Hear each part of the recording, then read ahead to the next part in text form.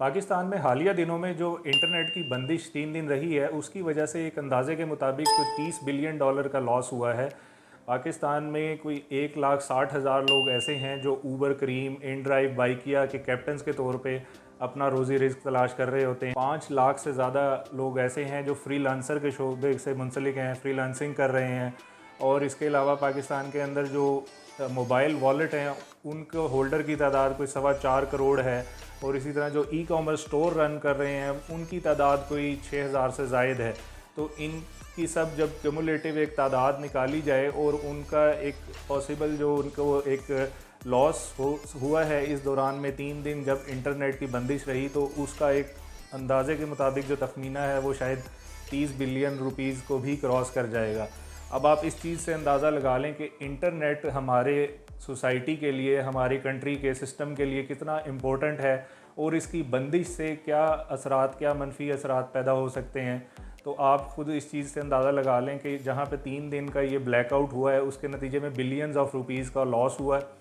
और हम आज ये कह सकते हैं कि फ़ी ज़माना रोटी, कपड़ा, मकान के बाद जो चौथी बुनियादी ज़रूरत है वो इंटरनेट है। और इंटरनेट फ़ी ज़माना अगर ये कहा जाए कि शायद सबसे पहली ज़रूरत बन चुकी है इंसानियत के लिए, क्योंकि उसी की बुनियाद के ऊपर बहुत सारे लोगों का रिज़्क जुड़ा हुआ है, तो ये भी कहना गलत नहीं होगा। अब बात ये पैदा होती है कि ये सारे हालात किस वजह से पैदा हुए। ये सारे हालात एक केस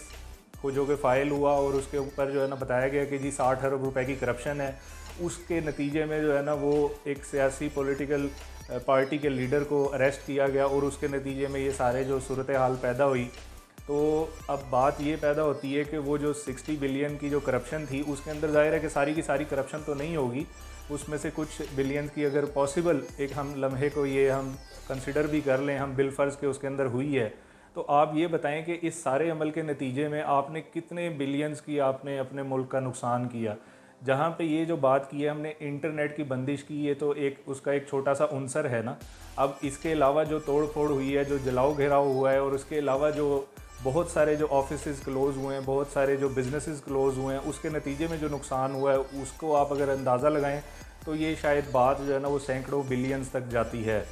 हमारे लिए यहाँ पे लम्हा फ़िक्रिया है, हमारे जो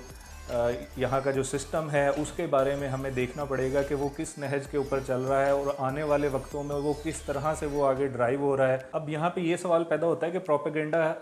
किस तरह से उसको अवॉइड कर सकती है कोई स्टेट, और प्रोपेगेंडे से किस तरह से वो बच सकती है, अपने शहरियों को महफूज बना सकती है।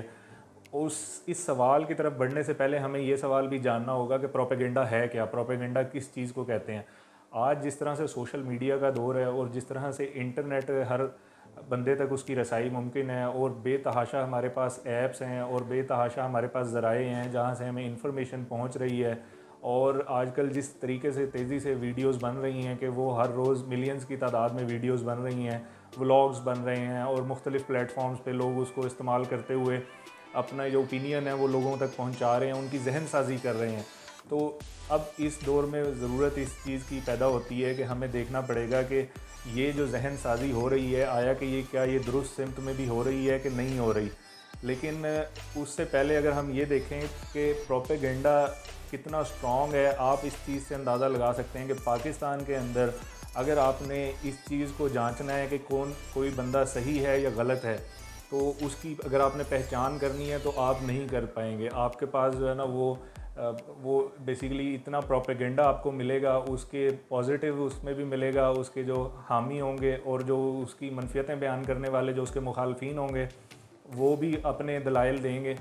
गारंटी के साथ कह सकता हूँ कि आप एक ग्रुप बनाएं जिसके अंदर जो है ना आप 5-6 कोई मास्टर डिग्री होल्डर और पीएचडी आप उसमें एक तरफ बिठा दें, और 5-6 डिग्री होल्डर और उसमें पीएचडी डिग्री होल्डर आप एक तरफ बिठा दें, और उनके दरमियान आप एक डिबेट करा दें, आप डिस्कशन करा दें कि जी आप बताएं कि आज के दौर में जो है ना वो पीटीआई ज़्यादा बेहतर है या पीडीएम जो है ना पाकिस्तान की बेहतरी के लिए ज़्यादा अच्छा काम कर रही है।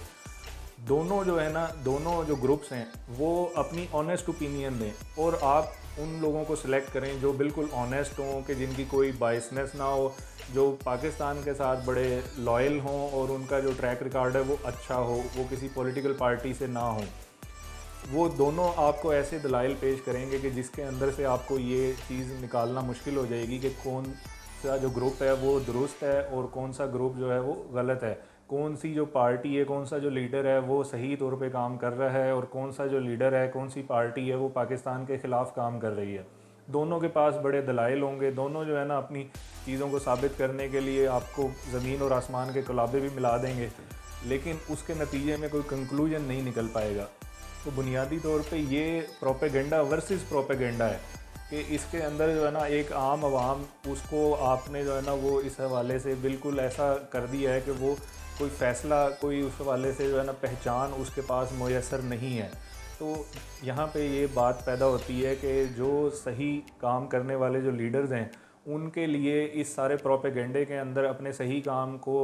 तरवीज करना, उसको प्रमोट करना वो मुश्किल हो चुका है। ठीक है, और इसी तरीके से जो इस तरह जो नेगेटिव काम करने वाले हैं उनको अपना नेगेटिव काम भी सही बना के पेश करना उनके लिए आसान हो चुका है। तो ये इस सारे अमल के दरमियान में एक सवाल बड़ा अहम पैदा होता है कि फिर सही की पहचान कैसे होगी और गलत की पहचान कैसे होगी। तो बुनियादी तौर पे यहाँ पे ज़रूरत इस चीज़ की पैदा होती है कि आप इस प्रोपेगेंडे को इस तरह से समझें कि ये प्रोपेगेंडा ओरिजिनेट कहाँ से हो रहा है, कौन लोग इसको ओरिजिनेट कर रहे हैं। आया कि वो जो ताकत में बैठे हुए जो लोग हैं वो इसको ओरिजिनेट कर रहे हैं।